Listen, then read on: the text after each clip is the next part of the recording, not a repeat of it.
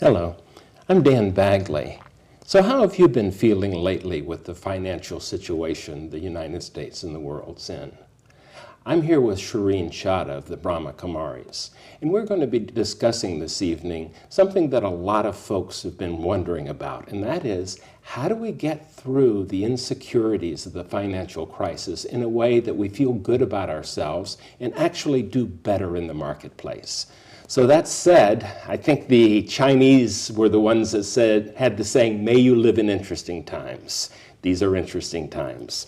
Are you finding that with people coming to the Brahma Kumari events? Yeah. Actually, when you said that, I'm remembering this quote from The Tale of Two Cities. It's the best of times, it's the worst of times. And so the worst of times apart, I feel that the financial crisis actually is part of the best of the times. And how is that? Because it's forcing us to rethink our situation in life. It's forcing us to get out of our comfort zone. It's forcing us to see if everything I think I need, do I really need it? So you're seeing a big difference between our wants and our needs, is that right? Right. And actually, if you really come down to it, you really need very little. That's true. And so for me, when I look at the financial times, I think it's more as an opportunity, and an opportunity to simplify, an opportunity not to just simplify my physical life. What is it that in how little can I actually live? So not only that, but also it's an opportunity to simplify my thoughts. So it gives me an idea is what supports am I taking?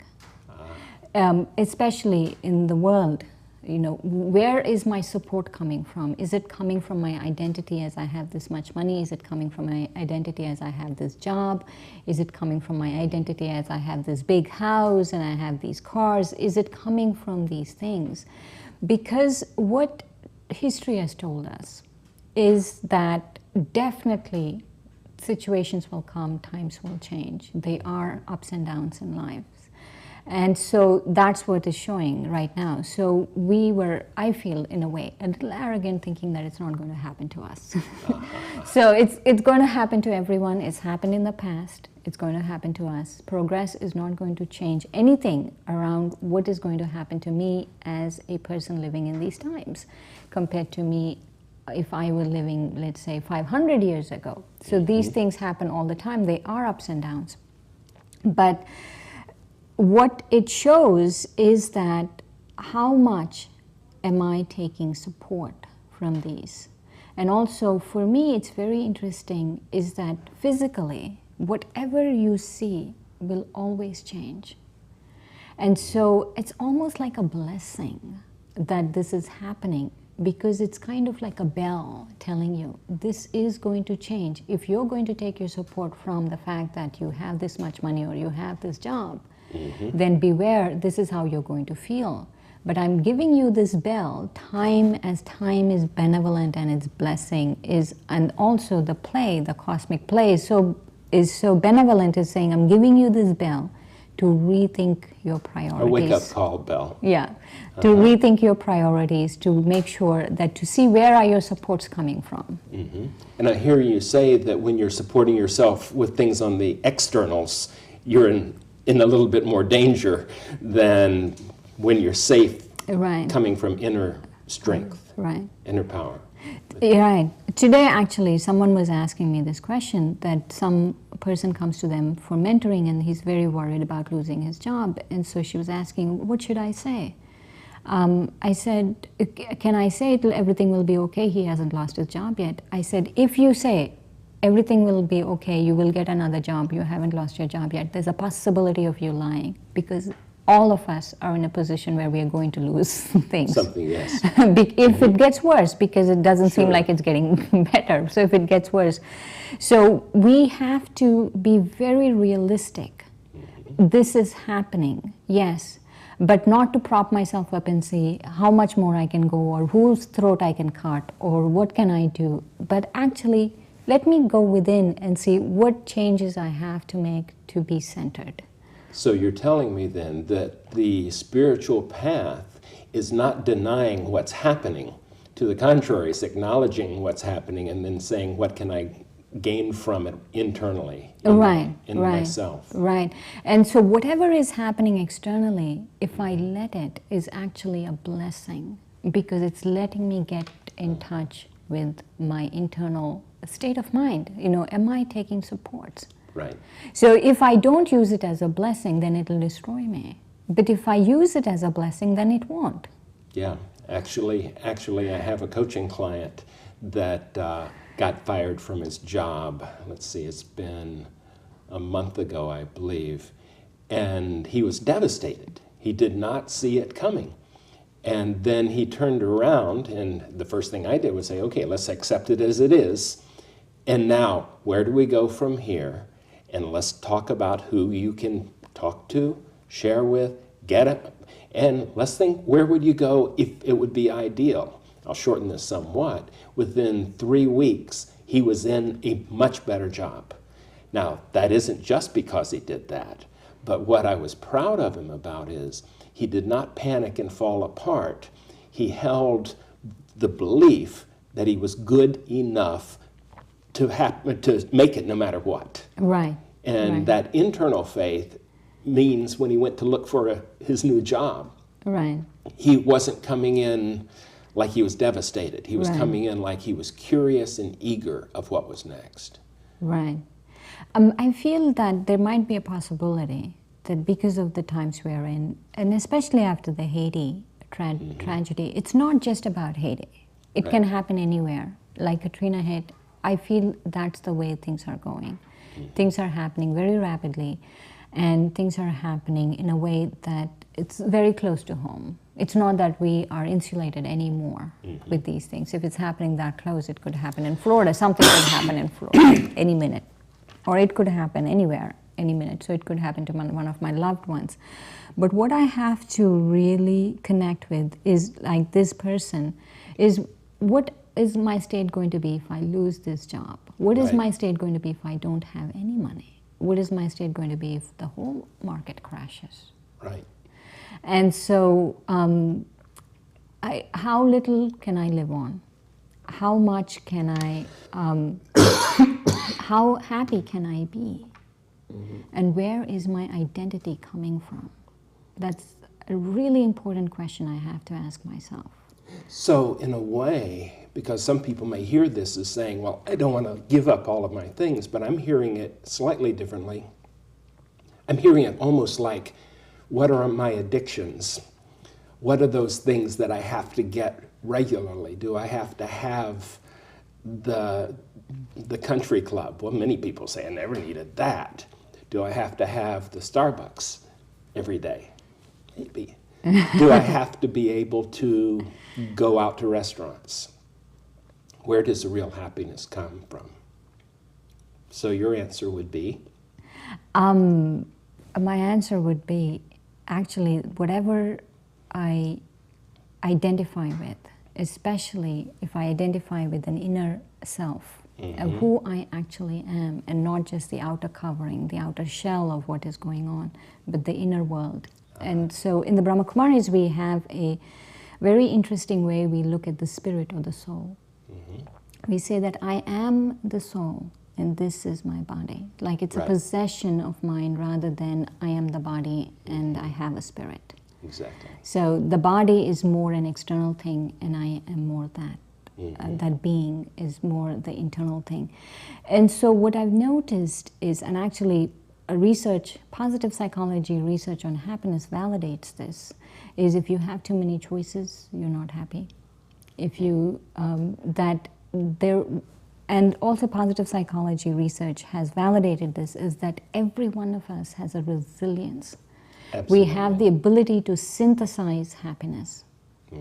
And so if I keep hanging on to something external, or if I keep not accepting, not moving with whatever is happening around me, and just keep hanging on to something, then I'm not allowing my psychological immune system to work. Because all of us have that, and we have to let it kick in and see how resilient can I actually be in this situation. So you came onto this planet with the built-in resilience, and the key is to get quiet enough to let it do its own work. Yeah, let it do its own work. And actually, also, maybe if this did not happen, I wouldn't have been quiet. Maybe that's what the play is telling me, the cosmic universe is telling me, is that if I am not quiet, then I would have always identified with external supports, with illusion, actually, what we call Maya or illusion, that Right. I would have been in that illusion forever. And even though there is a saying, ignorance is bliss, I feel it's not that blissful. Knowledge and understanding and wisdom is so much more happy. There is a joy that comes from being in that. And so if this didn't happen, maybe I wouldn't have gone towards that. And so maybe this is the time to really revisit my understanding of myself, my knowledge of myself, my relationship with the higher power, all of those things. So this is the time to revisit that. So what I'm hearing you say is that maybe there's very little difference between break down and break through, because what breaks is the false self that's been built on externals, and what will emerge eventually, if quiet enough and if one focuses with intention, is something much better. Right. Something much better than the conscious mind maybe could have grasped. Right, right. And I feel that we are so much in the physical world. It's almost like, it's like a cage. It's a limiting cage that we put ourselves in. And almost sometimes I feel really losing a job or all of these hardships is like someone's opened the door to that cage. And all I have to do is recognize that and fly out. So are you saying, though, that don't go get another job? Or are you saying... Oh, no. I mean, we have to feed ourselves. We have okay, to feed our family. But what I'm saying is I have to, instead of saying, hey, let me go see how I can find another spot to close the cage and really rearrange the cage in a way that would suit me. But what I'm saying is that there is a whole world out there. A whole world, if you explore it, about inner self. The inner world. It's really a world. It's like a whole universe. And so to explore it, to find this opportunity to actually go do something different. So in another program, we'll talk about one of the ways of exploring will be meditation. Yeah. Are there other ways you suggest to explore it as well?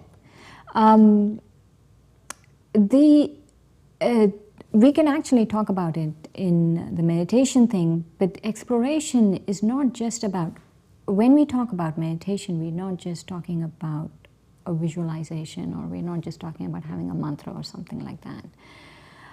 I'm talking about a realization of the self, and that's actually a lifelong journey. Realizing the self, but realizing the self in its truest form, without the illusions, without the masks, without the labels. And so if I keep, I mean, it's wonderful this man got a job, but if he didn't get a job, or if things got worse. Where would he have been? Where would he have been? And so also, if things got worse, what am I going to do? And so I want to, at this point, when you were talking about interesting times, in the Brahma Kumaris, we have a thing that these times are actually very interesting and they're very benevolent. And so what is seemingly is happening is different, but actually this is a time for really transformation. We have at our disposal the ability to really transform. And so we have everything. We have the knowledge of the self. We have a connection with the higher power that is maybe not present all the time. And also we have this internal thing that, let me learn, this feeling of I have to be a student now, that many, many people feel called to do these things. And so all of these things I think we have to use and we have to see is how can I make it more benevolent for myself? Not just let me find another cage and let me go into it and let me stick to my masks and stick to my labels and stick to the illusions. Is there a role for gratitude in this as you're going along? Someone recently told me that the key to happiness is the first step to happiness is gratitude. And so I was thinking, yeah, definitely there, to answer your question, there is a role for gratitude, especially gratitude for not the physical things or the material aspects around you, but for gratitude that you are alive and aware. Right. And so how can I increase my awareness more, especially about my true self?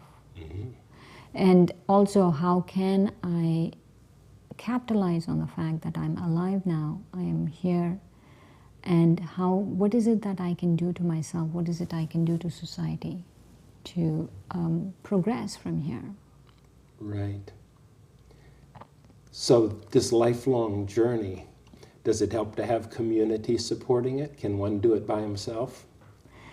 No, actually, I don't think so. I always find it interesting when they tell me, oh, they found spirituality in this book. Yes, you can, but it's just, I feel, the beginning. And so to answer your question, do you need community? I think community is essential for this. Because only in community can we really, like, they act as a mirror. Can we really see our progress? Can we really see our strengths? Can we really see our weaknesses and where we have to change? So the community sort of catches us when we say, I'm doing great, but they don't get it. Right. Right. One of the great illusions of that. Right. So the community acts really as this almost a mirror. How am I doing? How am I responding to things? So let's take it from someone who may be having financial insecurities right now and going, oh my goodness, what am I now? I don't have what I was able to have before. What is the next step? The next step, at the risk of sounding like I'm talking about the Brahma Kumaris, they could find a Brahma Kumari center close by and go learn to meditate. Or actually, meditation is the wrong word. They can go learn about themselves. They can go learn about the times we're living in and who they actually are. All right. So is there another thing that you would share with someone who is coming in insecure? Let's say someone walked in. Yeah. I would, of course, start them on our what we call the foundation course in Raj Yoga. And it starts off with identifying with, like there is exercises for the mind that happen, all of these things happen. So there is a re-identification of everything that you've identified before, to let it go and really revisit. That's a letting go process as well as a rediscovery process. So as we're wrapping up this last thing, are there any words of wisdom or encouragement that you have to offer somebody who's saying, oh man, I'm feeling like I'm struggling now, besides find a Brahma Kumari place to go to? Any other things you would share with them? I would say, wonderful, fabulous this has happened. See the opportunity in this. See how you can fly out of the little cage you're putting yourself in. I always feel if you are experiencing sorrow of any kind, the story you're telling yourself is the wrong story.